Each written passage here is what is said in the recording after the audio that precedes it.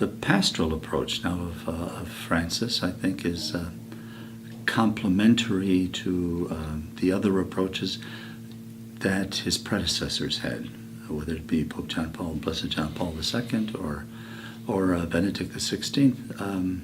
In fact, Cardinal Dolan recently, in an opinion piece that he submitted to one of the New York papers, points out the complementarity of the three of these pontiffs that we've had. And we're focusing now upon what he would call the heart of the Church as expressed, the heart of Christ as expressed by Pope Francis.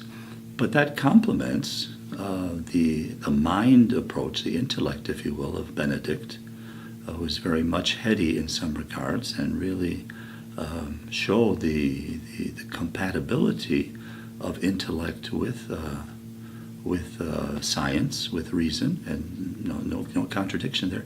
And what he calls the soul approach of John Paul II, who put a lot of emphasis upon devotion, upon Mary, the Mother of God, upon the saints. I mean, he canonized collectively more than had ever been done in the whole history of the Church.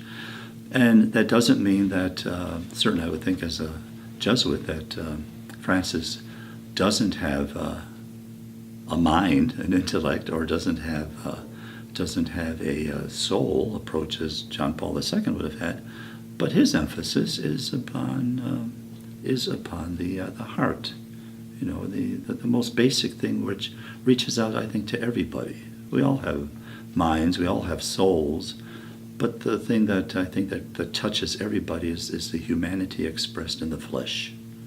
A touch, a voice, a call, a reaching out of the human being to another human being. That's what attracted. And I dare say, especially in a society like ours, where a lot of those elements have been eliminated, if not entirely, at least partially.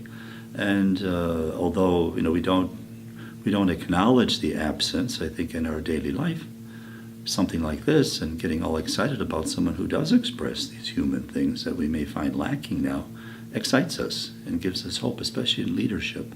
I hear some important people in government who have said, some anonymously because they don't want to be quoted, but others less so, that of the leaders in the world at the present time, he's the only one who really makes sense and acts like a leader.